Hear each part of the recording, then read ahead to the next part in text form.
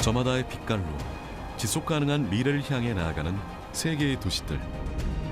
제주 역시 청정 가치 아래 새로운 길을 모색하고 있습니다. 저는 지금 제주도는 기로에 서 있다고 봐요. 제주도가 가지고 있는 그 특수성을 기반에 깔고 결국은 개발공사가 공공 디벨로퍼의 역할을 해야 되는데요. 제주의 맑은 물에서 태어난 제주개발공사. 그동안 제주의 자원을 기반으로 성장하며 지역의 대표 기업으로 자리매김했습니다. 이제는 물을 넘어 주거와 삶, 그리고 지속 가능한 미래를 향해 한 걸음 더 나아갈 때입니다.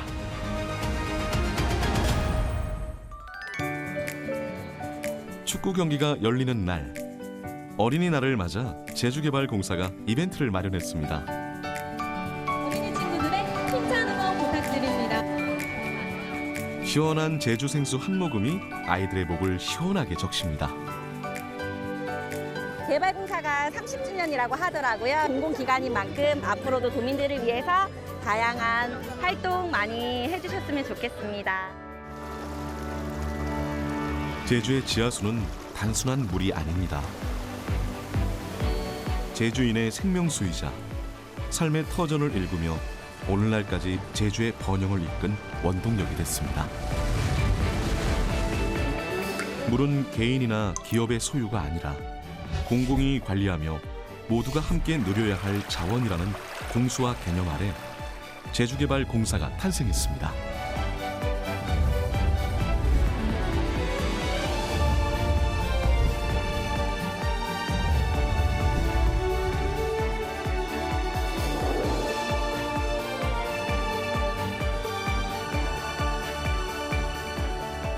시수정 3개와 감시정 3개를 개발을 했는데 거기 그 당시 직원들이 한 20여 명, 사무실 직원까지 해서 20여 명이 근무를 하면서 특히 생산에 있는 사람들이 너무너무 열심히 해줘가지고 밤낮 없이 이렇게 고생들을 한 덕분으로 제주도의 좋은 이 원료인 물을 잘 개발해서 또 그 남는 이익에 대해서는 도민들한테 환원을 하겠다 하는 뜻을 펼친 그 보람이 아마 도민들한테 지금 30년이 지난 지금은 와 닿고 있지 않나 이렇게 생각이 됩니다. 지난 2008년 제주개발공사의 먹는 샘물은 70만 톤의 생산 체제를 갖추며 대한민국을 대표하는 생수로 자리 잡았습니다. 올 상반기에는 시장 점유율 40%를 넘기며 대한민국 생수시장 1위의 자리를 지켰고 연간 판매 수익은 3,500억 원에 달합니다. 이제는 전국 어디서나 만날 수 있고 국민이 신뢰하는 공공 브랜드로 자리매김했습니다.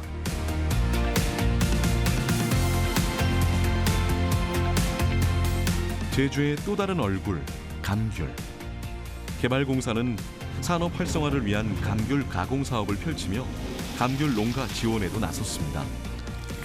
그동안 판매 수익은 소외된 이웃을 위한 나눔, 미래 세대를 위한 인재 육성과 환경 보전 등 여러 사회 공헌 활동에 쓰였습니다.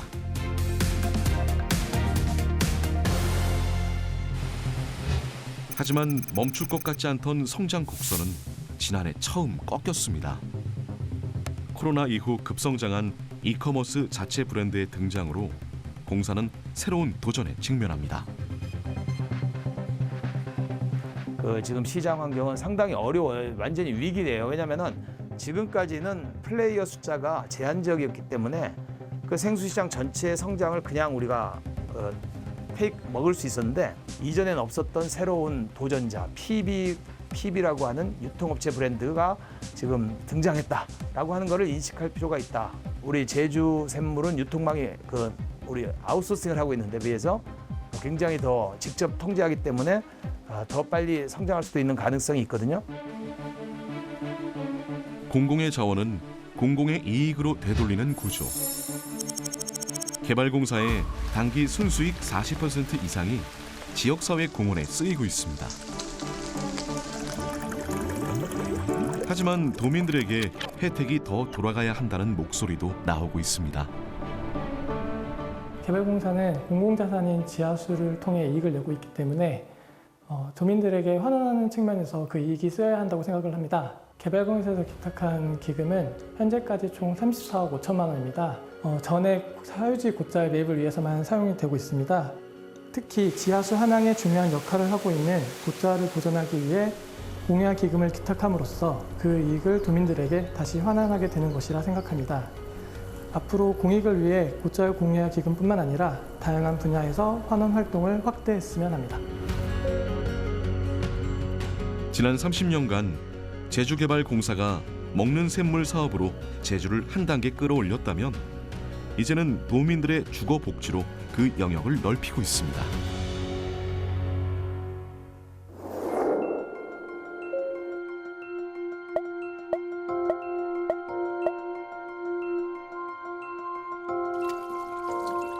올해 72의 신기범 어르신. 삼도동 마음의 온에서 생활한 지 벌써 4년이 넘었습니다. 자식들은 모두 분가시키고 부담 없는 임대료 덕분에 한결 여유로운 노후 생활을 이어가고 있습니다. 방송을 보다 보니까 그 개발공사에서 이제 좀 저렴한 집이 이제 있다 그래가지고 한번 아닌 게 아니라 3개월이 지나서 통보가 와가지고 그때 또 기뻐했죠. 한 달 한 5만 원. 그리고 관리비가 한 3만 원 정도, 한 8만 원 선으로 이제 살고 있고요. 살만합니다.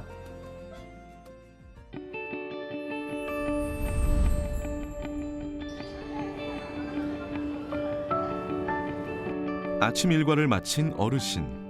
부지런히 발걸음을 옮기며 어디론가 향합니다.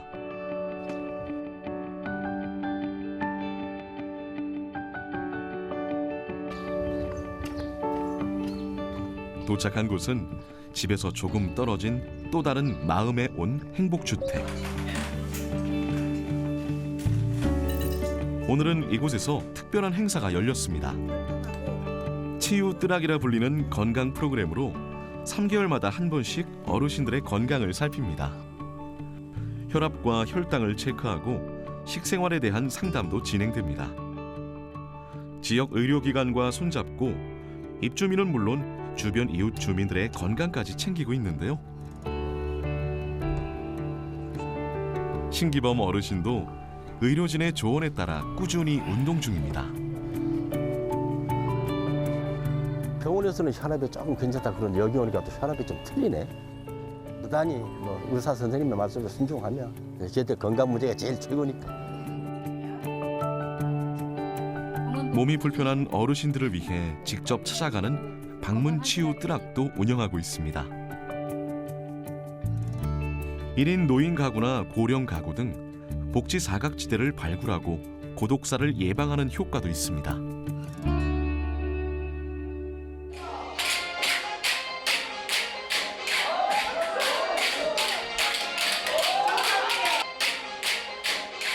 흥겨운 가락 소리가 울려 퍼지는 이곳.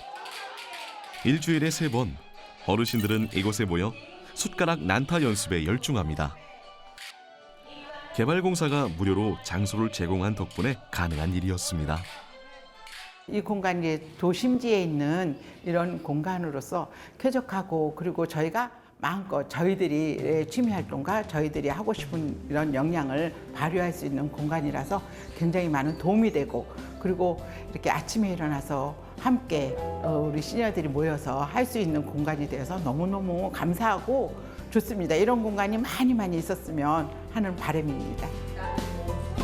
배움 뜨락은 어르신들을 위한 수업부터 도민 대상 사이버 교육까지 다양한 수업이 이루어지고 있습니다. 공공임대주택의 유휴 공간을 활용해 주거와 사회 서비스를 제공하는 고치 행복한 뜨락 사업. 버블 뜨락도 그중 하나인데요. 세탁 서비스는 물론 일자리까지 제공하며 어르신들의 만족도가 높습니다. 집이 가까워서 산책하는 마음으로 왔다가 다른 어머님들이랑 살아가는 얘기도 나누고 또 빨래도 깨끗하게 빨아서 독거노인들이랑 세탁물이 깨끗하게 빨아져서 그분들이 너무 좋은 잠자리를 유지할 수 있는 게 좀 보람을 느낍니다.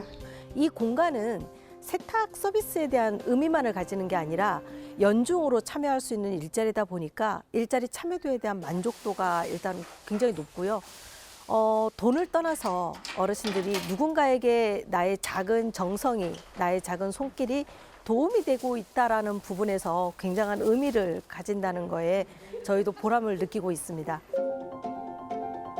서귀포시 도순동의 행복주택입니다.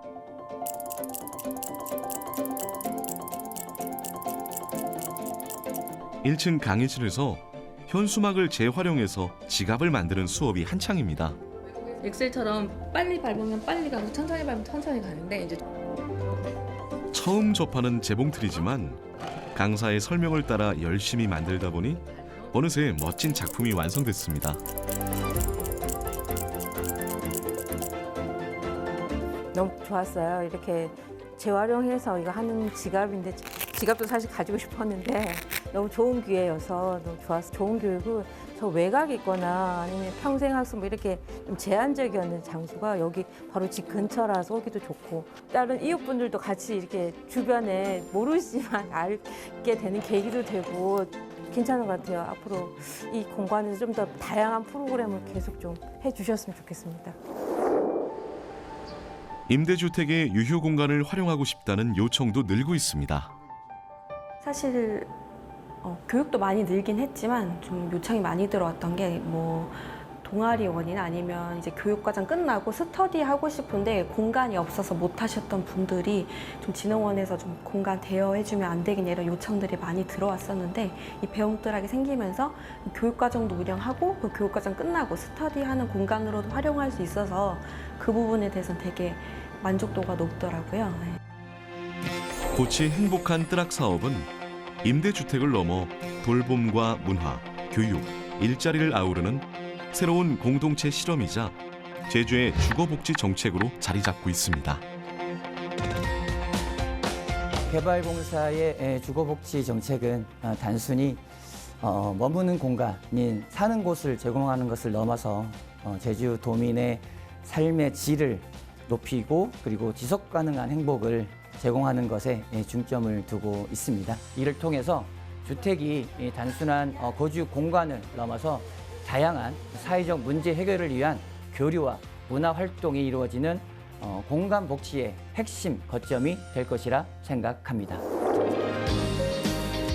다른 지역에서도 다양한 특화 주택들이 자리 잡고 있습니다. 이곳은 장애인과 비장애인을 위한 소셜 믹스형 청년 사회주택입니다. 한국토지주택공사가 사회복지법인의 땅을 매입해 신축한 매입 약정형 1호 사회주택입니다. 임대료는 시중 전세의 절반 수준. 입주 장애인들의 자립을 돕는 다양한 생활시설과 유니버설 디자인이 적용돼 누구나 편리하게 이용할 수 있습니다. 주변의 인근기관인 엔젤스 헤이븐을 통해서 시설 관리를 좀 도움을 받고 있고요. 그다음에 장애인 세대는 일부가 인근의 서부장애인복지관이라는 기관을 통해서 사례 관리 도움을 좀 받고 있습니다. 공동주방 카페, 작업실 등 커뮤니티 공간도 잘 조성돼 있습니다. 장애인 20세대, 비장애인 33세대가 모여 사는 이곳. 자립을 희망하는 장애인과 비장애인 청년들이 다양한 커뮤니티 활동을 함께하며 건강한 사회 구성원으로서 성장하고 있습니다.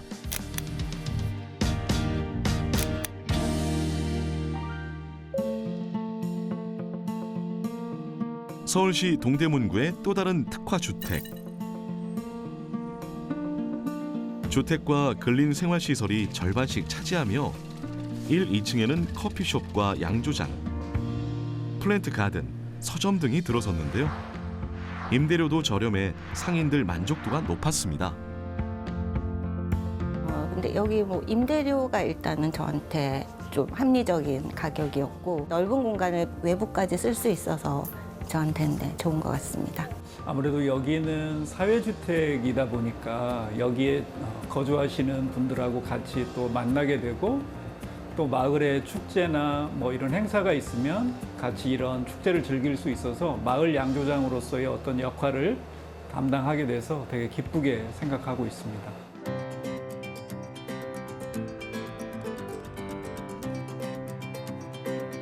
이번에는 입주자들을 위한 공간들을 살펴볼까요?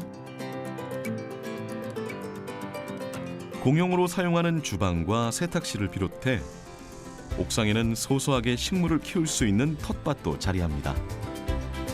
입주민들이 심은 채소들도 무럭무럭 자라고 있습니다. 사회주택이라는 이름처럼 이곳 입주민들은 다양한 방식으로 소통하며 살아갑니다. 이런 운영 뒤에는 소셜 디벨로퍼의 역할이 큰데요. 이들은 주택토지보증공사를 통해 저렴하게 융자를 받고 민간 공공의 협력을 통해 도시재생 사업으로 이곳을 만들었습니다. 저희는 그 소셜 디벨로퍼라고 그래요. 사회적 부동산 개발 업자라고 할 수가 있죠. 저희는 사회적으로 필요한 것들을 적극적으로 그런 것들을 어떤 공간에 담는 역할을 하는 거죠. 그게 가능할 수 있는 이유는 공공의 지원이 필요해요. 그래서 PPP 모델이라는 것이 뭐냐면 Private Public Partnership 모델이에요. 그게 PPP 모델인데 초기부터 실험을 했던 게 공간을 바꾸고 거기서 지역 주민을 끌어들여갖고 뭔가 새로운 실험을 하고 하는 것들을 하기 위해서 공공의 지원 또는 공공의 협력을 끌어내는 거죠. 공공이 원하는 것들을 여기에 담을 수가 있고 또 민간의 어떤 다양한 어떤 그 솔루션, 창의적인 어떤 개발 역량이나 이런 것들을 담아서 그걸 조화롭게 이렇게 풀 수 있는 그게 이제 민관 협력 모델이고 그런 것들을 저희는 계속 실험을 해왔고 사실은 정말 쉽지 않은 과정 동안 그런 자산을 축적해왔다고 볼 수가 있는 거죠.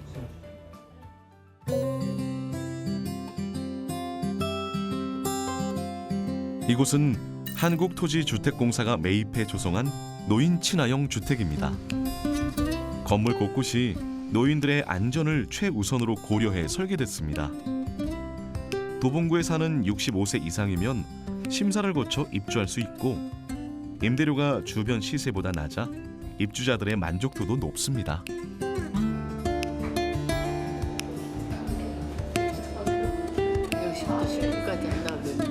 LH에서 초고령 사회를 대비해서 어르신들의 안정적인 주거 공간을 확보하기 위해서 시범 사업으로 진행된 곳이고요.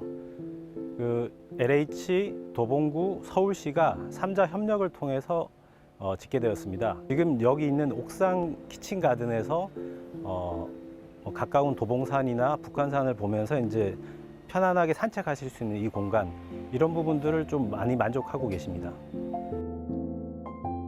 키친 가든은 단순한 텃밭이 아니라 입주민들이 자연과 함께하고 서로 어울리며 삶의 즐거움과 안정감을 느낄 수 있는 공간입니다. 노인 친화 주택이 추구하는 자립적이고 건강한 노후에도 큰 도움이 됩니다. 5년 전 이사를 온 이현민 어르신은 이곳에서 자치회 총무를 맡고 있습니다. 총무답게 가든 관리도 더욱 열심히 합니다. 구주택에 살다가 이제 이렇게 신축으로 오니까 신선하기도 하고, 근데 에레비타도 있고 가지, 오이, 이 고추 그런 거 심어놓고 따먹고 상추, 그래서 여러 가지로 좋은 점이 많아요. 식물을 가꾸고 이웃과 함께 사는 곳, 살던 곳에서 죽을 때까지라는 지역사회 돌봄이 이곳에서 현실이 되고 있습니다.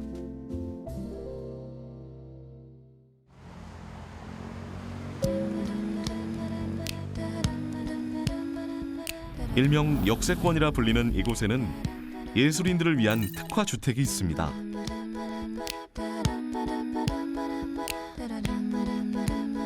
올해 32의 청년 화가 정진택 씨. 5년 동안 4번 개인전을 열 만큼 활발히 활동하는 현대미술 작가인데요. 이곳에서 생활한 지도 3년째입니다. 일단 서울 중심부이기도 하고 제가 직접적으로 같이 연계되어 있는 갤러리랑도 되게 가깝기도 하고 10년까지가 가능인 부분이라 여러 가지를 계획하고 준비할 수 있는 시간이 보내기에 되게 안정적인 곳이라 좀 길게 보고 있습니다. 2층에는 모두에게 열린 갤러리가 있습니다. 이곳에서 청년 작가들은 예술로 소통하며 창작 공동체 속에서 꿈을 키워가고 있습니다.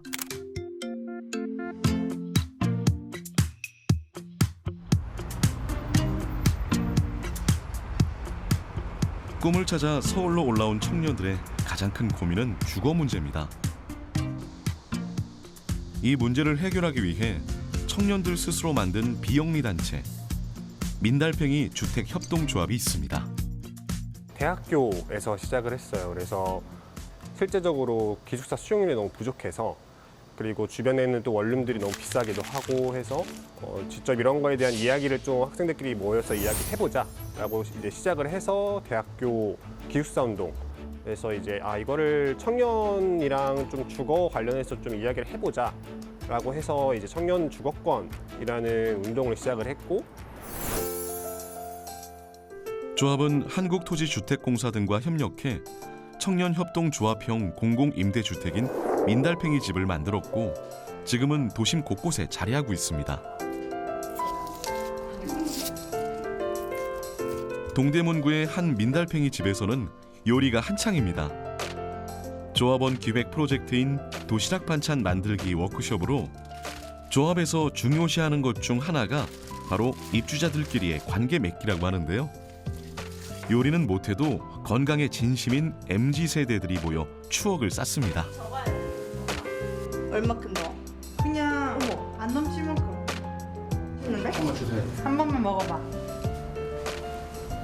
어때? 맛? 맛있는데? 맛있는데? 같이 살게 되면은 한 달에 한 번 정도는 반상회를 하기 때문에 되게 많은 교류가 없더라도 같이 산다는 거에 있어서 좀 마음이 편안한 그런 게 있고 좀 안전하다고 느껴지는 것 같아요. 되게 그냥 진짜 사람 사는 집같이 그 왕래도 많고 같이 밥도 먹고 그렇게 해서 되게 좋았던 기억이 있어요.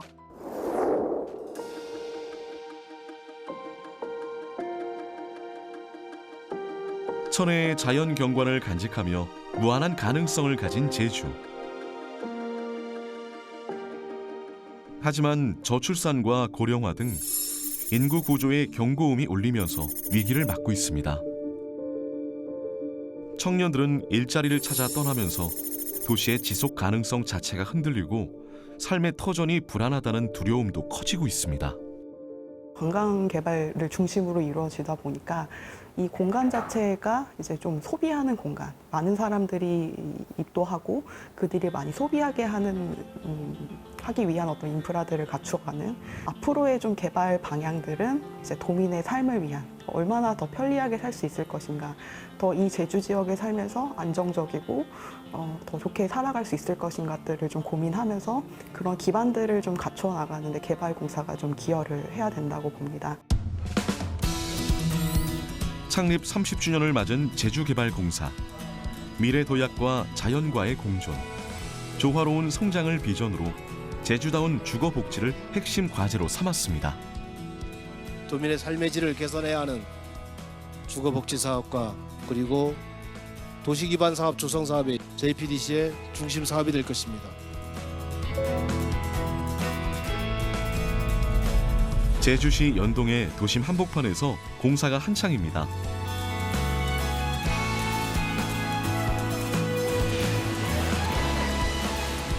이곳에 마음에 온 연동 행복주택 총 90여 대가 들어설 예정으로 저렴한 임대료와 뛰어난 입지 덕분에 벌써부터 관심이 뜨겁습니다. 지금까지 제주에 공급된 공공임대주택은 약 14,300여 세대. 연간 500여 호 이상 공급되고 있지만 재고율은 여전히 전국 평균보다 낮습니다. 이 사마지구가 2011년, 강정지구가 2014년도에 대규모 택지 개발을 해서 준공을 했습니다. 그 이후에 그 신규 택지 개발 사업이 없어가지고 공공임대주택을 이게 공급하는 데는 좀 한계가 있었습니다. 제주개발공사는 2006년 기존 주택을 매입해 공급하는 매입형 임대주택 사업을 시작했습니다. 이후 직접 지어 공급하는 건설형까지 확대하며 현재까지 총 2,100여 호를 공급했습니다. 앞으로 토지 임대부 등 공급 방식 다양화를 통해 주택 공급을 지속적으로 확대해 나갈 예정입니다.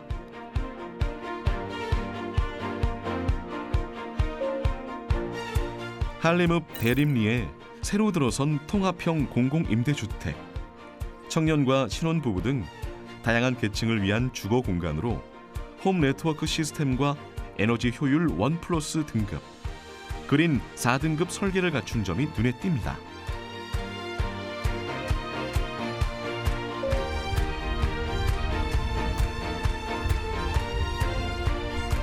제주는 내년까지 총 7,000호 규모의 공공주택 공급을 목표로 하고 있습니다.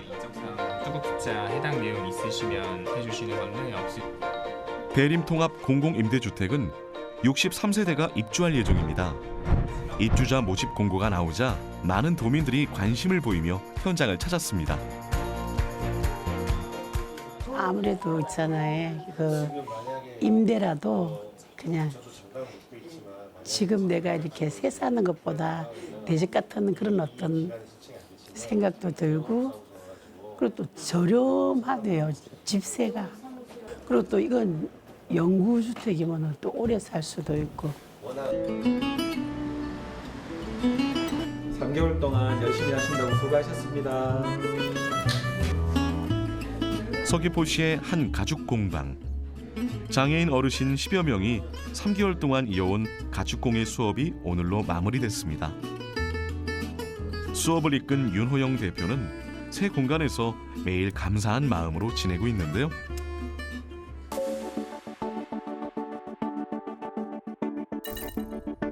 이곳 마음에 온 법판이 윤 대표의 첫 사무실입니다. 사용료는 전액 무료이고 회의실과 사무용품도 자유롭게 이용할 수 있습니다. 현재 총 20개 스타트업이 입주해 있습니다. 제일 좋은 게 인프라가 잘 돼 있어요. 다른 기업이 뭘 하고 있는지도 서로 정보를 공유할 수 있고, 그런 거죠. 멘토도 많이 해주시고, 그런 관련 정보도 많이 나눠주시고, 이제 제주도 관련 이제 기념품을 좀 제작해서 좀 나은 제품으로 온라인 판매도 해보고 오프라인 판매도 한번 해볼까.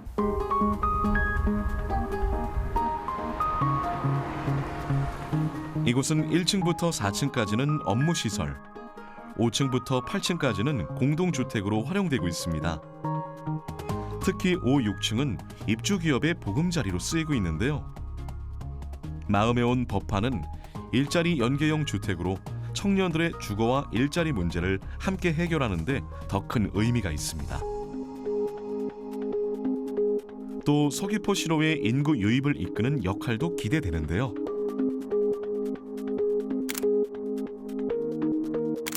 앞으로는 단순한 주택 공급을 넘어 도민들의 더 나은 삶을 만들어가는 과제가 중요해지고 있습니다. 적극적으로 지금 공급을 하고 있습니다. 공급을 하는 것도 중요한데요. 현장 모니터링이 좀 중요하지 않을까 하는 생각을 합니다.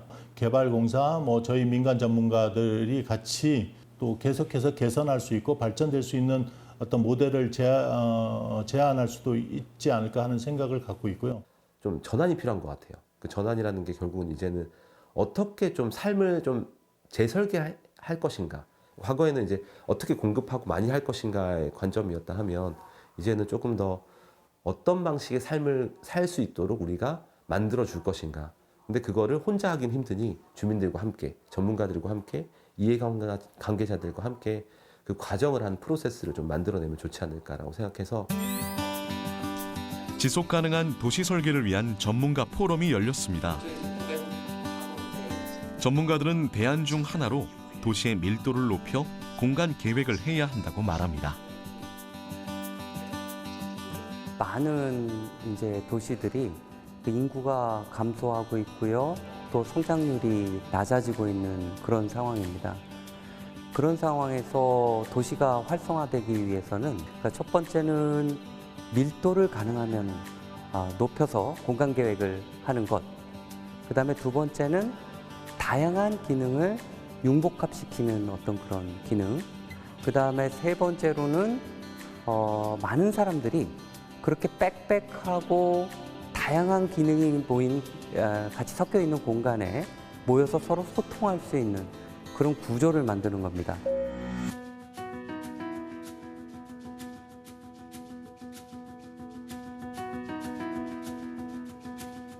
제주시 용담동의 성화마을. 제주개발공사 직원들이 마을회관을 찾아 주민들과 소통하는 자리를 마련했습니다. 노후 주거지를 보다 안전하고 쾌적하게 바꾸기 위한 소규모 주택정비 사업 설명회입니다. 낡은 우리 집 바꾸고 싶은데 방법이 없을까요? 새 집의 시작 벌써 기대돼요. 소규모 주택정비 사업 중 하나인 가로주택 정비 사업은 지역 주민들이 조합을 구성해 소규모 블록 단위로 주거 환경을 개선하는 사업입니다. 구역의 4군데 도로의 폭이 모두 6m 이상 돼야 하는 등 따져봐야 할 조건들도 많습니다. 노후주택을 정비하는 도시재생 사업으로 건축 물량의 20%는 임대주택으로 공급됩니다. 주민들의 삼토를 존중하며 안전하고 현대적인 주거 공간을 만드는 것이 핵심입니다. 연이어 3개 주택이 있는데 땅 임자 A라는 사람이 임자의 몫은 얼마나 되는지 토지주가 동일인자로 해도 가능합니까? 자신과의 관계 같이 사시는지 그것도 좀 궁금하고. 40년 넘게 성화마을에 살고 있는 변창원 어르신. 설명회를 듣고 집주위를 둘러보며 사업 요건이 충족될지 궁금증도 커졌는데요. 이웃과도 상의해 볼 생각입니다. 이 마을을 이 동네나 마을은 좀 낙후된 지역입니다. 여기 공항이 있기 때문에 공항 소음으로 인해 가지고 주민들이 여기 살기를 꺼리고 연동도형으로만 가는데 젊은이들의 그런 아쉬움이 있고요. 주민들이 요 장점을 설명해 가지고 참여토록 해 가지고 한번 해보겠습니다. 2년 전 시작된 소규모 주택정비 사업 설명회는 도내 전역에서 진행돼 곧 성과도 나타날 전망입니다. 제주개발공사는 2023년 국토부로부터 소규모 주택 장비 지원기구로 선정이 되었고 제주도와 같이 소규모 주택 장비 사업 후보지 공모를 진행하여 2024년까지 11개 지구에 대해 사업성 분석을 진행하였습니다. 그 결과 사업 추진 의지가 높은 지역 2개 지구에 대해 주민들이 직접 수행하기 어려운 조합 설립 절차를 지원해주고 있고 조만간 조합이 설립되어 제주개발공사와 주민이 함께하는 제주도 1호 JPDC 참여형 소규모 주택 장비 사업이 진행될 것으로 보고 있습니다. 경기도 부천시 원종동. 소규모 주택 정비 사업의 일환으로 추진된 가로주택 사업으로 이곳이 새롭게 변모했습니다. 기존 48세대 아파트를 14층 81세대로 재건축해 지난해 3월 준공과 입주가 시작됐습니다. 40년간 낡고 불편했던 다가구 주택이 새롭게 태어난 셈입니다. 절차를 간소화하고 주민들이 적극 참여한 것이 성공 요인이 되었고 자녀 세대는 분양을 통해 사업성도 확보했습니다.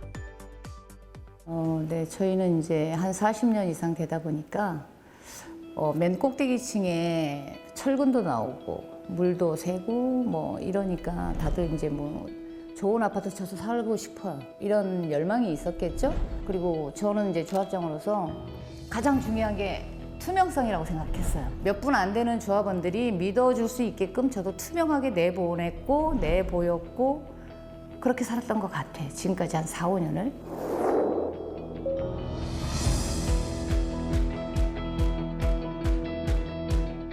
경기주택도시공사의 제1호 가로주택 정비 사업이 성공적으로 마무리되면서 부천시의 다른 가로주택 정비 사업도 활력을 띠고 있습니다. 보통 이제 가로주택 정비 사업 조합 측에서 뭐 일반 은행에서 빌리기도 하고 허그 이제 주택 허그에서 자금을 빌려서 많이 사용하시는데 GH나 뭐 LH 이러한 공사들과 함께 공동 사업을 진행한다면 조금 더 이자율이 낮아지는 효과가 있습니다. 단순한 사업 시행을 넘어 사업성 분석, 이제 컨설팅 등 다양한 역할을 수행하고 있습니다. 이러한 종합적 지원을 통해 원도심의 주거 환경 개선과 지역 균형 발전에 기여하는 성과를 현재 거두고 있습니다. 한편 성과에도 불구하고 신중한 고민이 필요하다는 지적도 있습니다. 가로주택 정비 사업을 하면 일단 정비 기반 시설 넣기가 힘들어요. 뭐 도로라든지 주차장이라 너무 규모가 작기 때문에. 그러니까 건물은 새 건물이 딱 올라오는데 거기에 걸맞는 뭐 소공원이나 어린이 놀이터라든가 주차장이 충분히 안 갖춰질 가능성이 높아요. 그럼 그게 새로운 난개발이 되거든요. 원도심 재생의 성공 사례를 보여주는 또 한 곳. 서울의 오래된 골목, 북가저동입니다.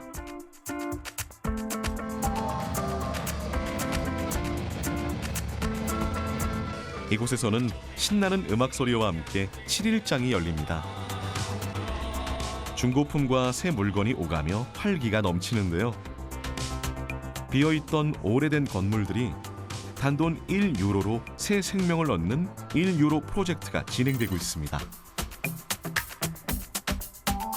시민과 창작자가 함께 낡은 건물을 재단장해 주거와 상업, 문화 공간으로 되살리는 도시재생 프로그램입니다. 장을 만들어 놨더니 그런 지역 문화 플랫폼으로서의 작동을 저절로 하게 되고 커뮤니티를 활성화시키는 게 되고 그런 것들의 어떤 만족감에서부터 이 지역에 사는 게 만족스럽다라고 하는 어떤 정주율을 높여주는 어떤 기본 요건들을 만들어주는 거죠. 내가 여기 살고 있는 게 마음에 들고 만족스러워서 앞으로도 계속 여기 살고 싶다, 오랫동안 그런 생각이 들어야 되는 거고 사회적으로도 도시적으로도 정책적으로도 살 수 있는 어떤 여건을 또 지역에서 또 만들어줘야 되는 거죠. 저렴한 임대료로 입주한 젊은 상인들의 만족도도 매우 높습니다. 한 달 1유로로 브랜드를 지원받으며 함께 성장할 수 있다는 점이 특히 큰 장점으로 꼽힙니다. 이런 공간이 앞으로 청년 창업하는 친구들에게 비용적인 부분이나 그래도 브랜드를 또 성장시키는 부분에서 도움이 많이 될 것 같아서 많이 생겼으면 좋겠습니다. 그렇다면 제주의 현실은 어떨까요? 아름다운 제주의 풍경 뒤에는 그늘진 현실이 있습니다. 지난 10년간 농촌 인구는 34%나 줄었고 그 빈자리에는 하나둘 비어가는 오래된 집들이 남아 있습니다. 지금 제주 농어촌에는 공동화라는 그림자가 점점 짙게 드리워지고 있습니다. 이러한 공동화 현상을 막기 위해 제주개발공사는 마을 재생 사업에도 적극 나서고 있습니다. 월평마을은 마을 재생 사업을 통해 생활 인프라와 주거 환경을 개선하며 재생 기반을 마련했는데요. 올레길과 돌담길, 야외 나무가 있는 상징적인 길목들을 정비해 나갔습니다. 마을을 정비한 덕분에 걷기 여행 관광 상품도 생겼습니다.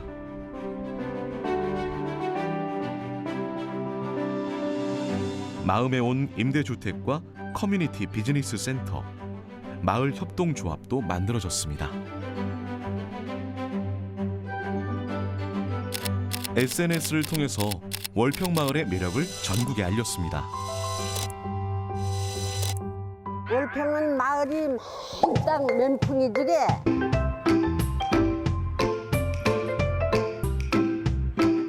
아름다운 바닷가 마을 고성리는 워케이션 마을로 조성 중으로 2027년 워케이션 센터와 생태공원이 들어설 예정입니다.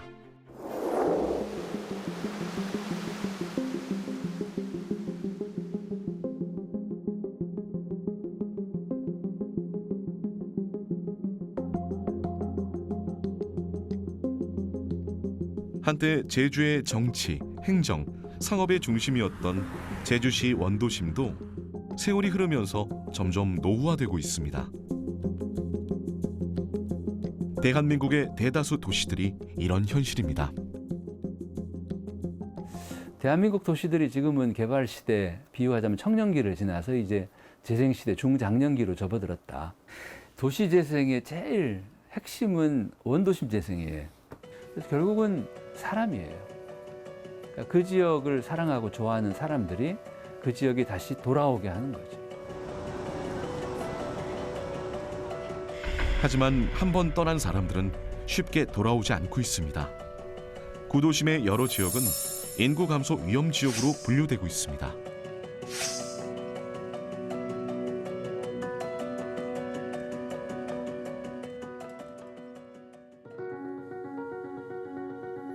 이제 제주의 심장이었던 원도심을 되살리는 일이 새로운 과제로 떠올랐습니다.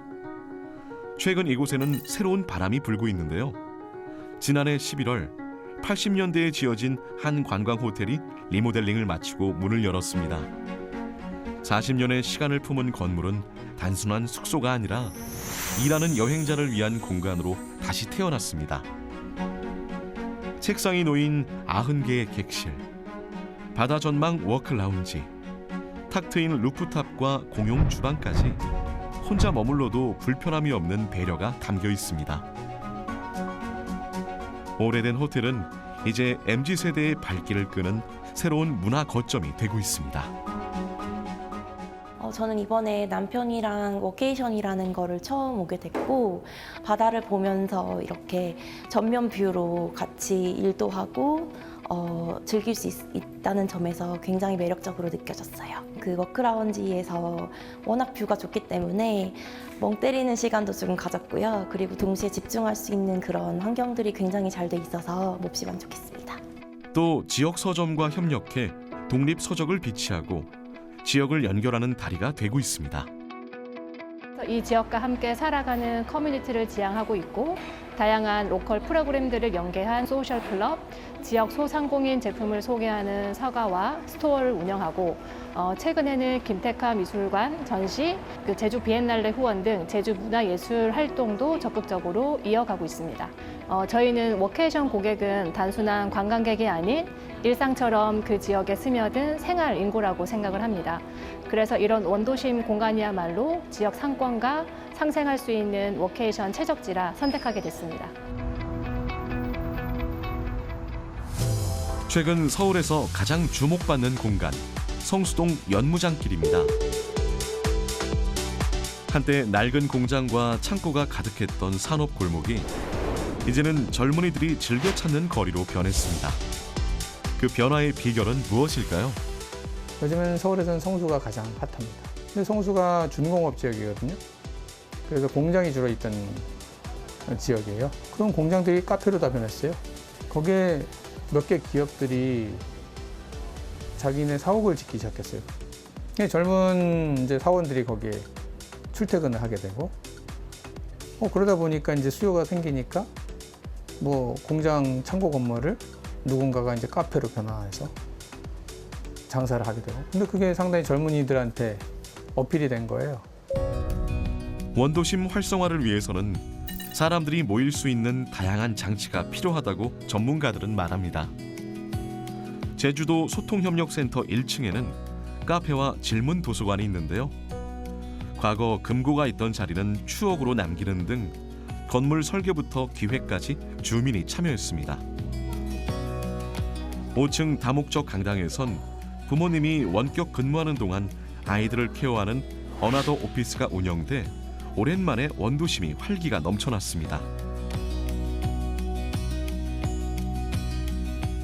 원도심의 빈집을 철거 대신 리모델링하는 것도 도시재생의 한 방법입니다.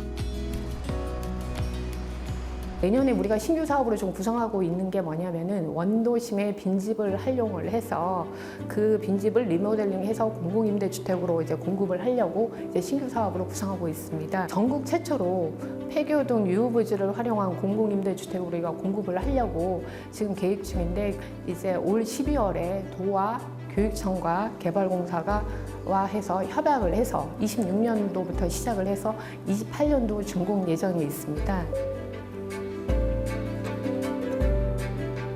전문가들은 도시재생이 주민 삶과 지역 역사 이해에서 시작돼야 한다고 말합니다. 도시재생의 사업 주체는 지역 주민이고 그 지역에서 사업을 하는 사람이어야 됩니다. 특색을 유지하기 위해서 어떻게 지원하고 우리는 하드웨어적으로 어떻게 그걸 풀어줘야 되고 이런 전략들을 좀 세워주면 좋겠다는 겁니다. 그래서 민간의 영역과 공공의 영역을 명확히 구분을 해서 정말로 그 배경이 되어주는 사업들을 해주셨으면 좋겠다는 생각입니다.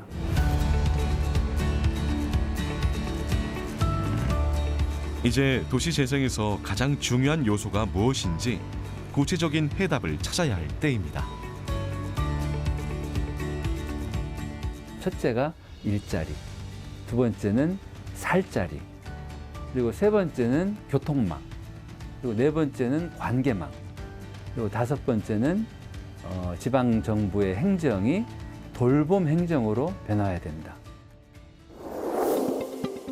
이제 임대주택도 지속 가능성과 환경을 고려한 혁신이 필요합니다. 서울 강동구 고덕동에 자리한 이 제로에너지 아파트는 500세대 이상 중고층 단지로는 처음으로 제로에너지 3등급을 획득했습니다. 벽면과 옥상에 1000kW 넘는 규모의 태양광 발전 시설을 설치했고 단지 내 자연 지반 지열원을 활용해 977kW 규모의 냉난방 에너지를 공급하고 있습니다.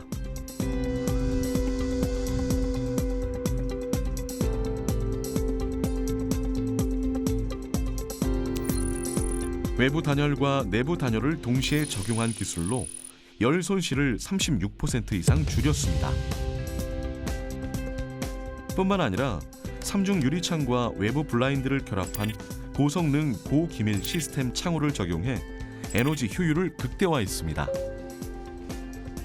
단지 안에는 제로에너지 아파트의 핵심 기술을 소개하는 홍보관이 있습니다.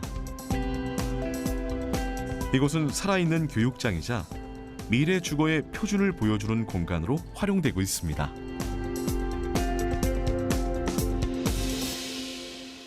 동마다 지열 히트 펌프가 설치가 되어 있는데요. 지열 히트 펌프란 지중해 열을 흡수하거나 실내 열을 방출하여 실내 온도를 냉난방할 수 있는 지열 시스템의 핵심 장비입니다. 지열 시스템을 활용한 냉난방 덕분에 이 아파트는 별도의 에어컨이 필요 없습니다. 에너지 자립률 60%를 확보했고 다양한 제로 에너지 기술로 세대당 에너지 비용을 약 34% 절감할 수 있어 한 달 약 22,000원의 절감 효과가 기대됩니다.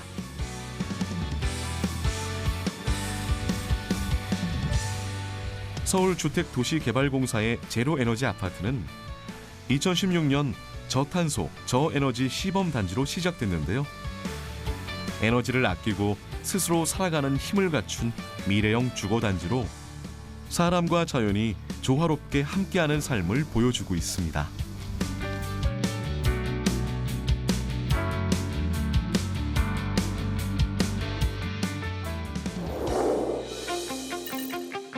제주시 화북동에도 화북 2지구 공공주택 복합개발 사업을 통해 5,500세대의 친환경 스마트 주택을 갖춘 탄소 중립형 단지가 조성됩니다.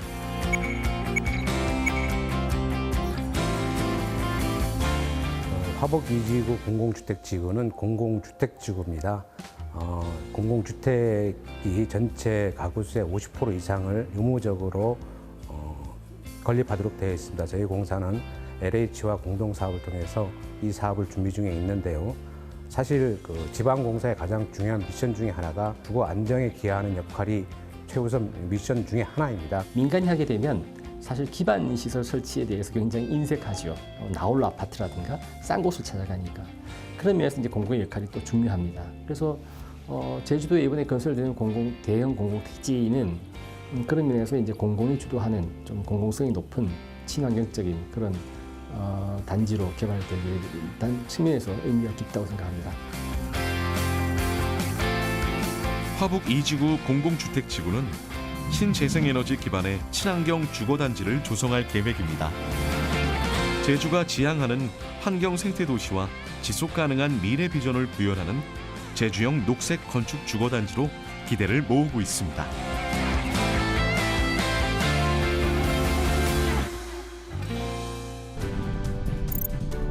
독일 남서부의 작은 도시 프라이부르크. 유럽의 녹색 수도로 불리며 태양광 발전과 친환경 교통수단 도입의 모범 도시입니다. 도심 곳곳에 설치된 태양광 패널을 비롯해 적극적인 친환경 생활을 실천하고 있습니다.